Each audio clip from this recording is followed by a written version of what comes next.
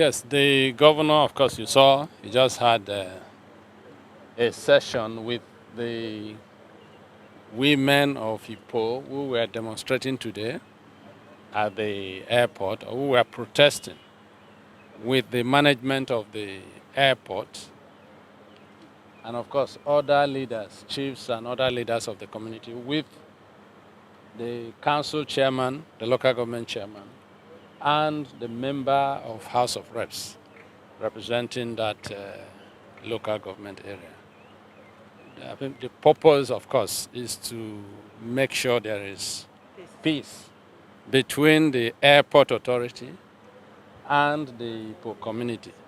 Apparently, the community has been agitating that the airport is not performing their corporate social responsibility. By the grace of God, we think there is some headway. The airport authority has promised, particularly with respect to employment. They employ people often. And the community see that employment exercise is going on, but they say, or they are alleging that they've never employed indigenes of the community.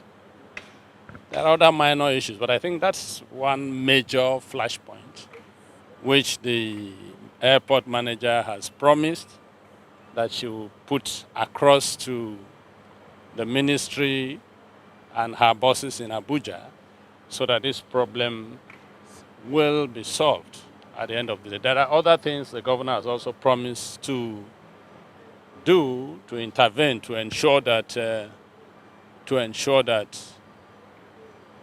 we have permanent peace in that area. I think they are here. The council chairman is here, our reps member, the woman leader, and the airport manager. They should be able to say one or two things. Thank you. The SSG has said it all. What happened today is regrettable. And we've had a session with the governor. It was very good, all geared towards maintaining peace, good relationship, good engagement with the host community.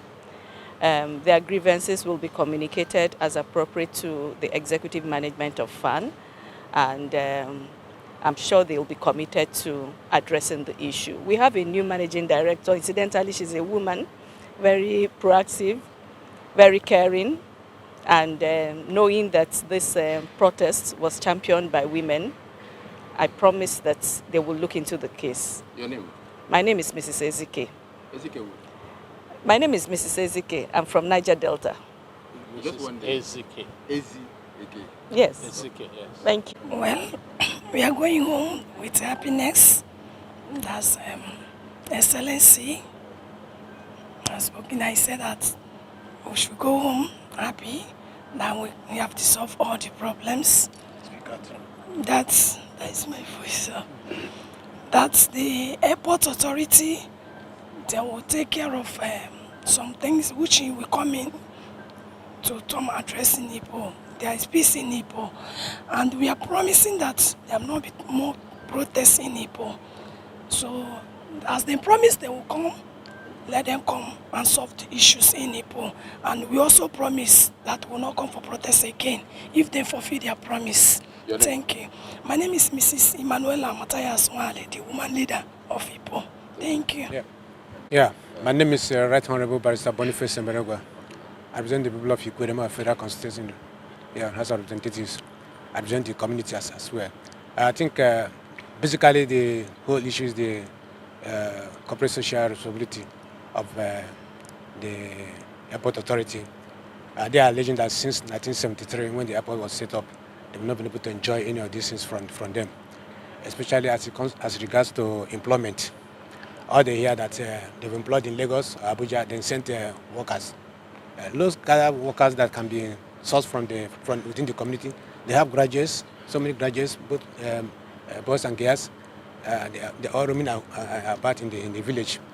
But they see that every day, every year, 2 years, people are being employed there, and with that reference to them. Secondly, they also mentioned about the road.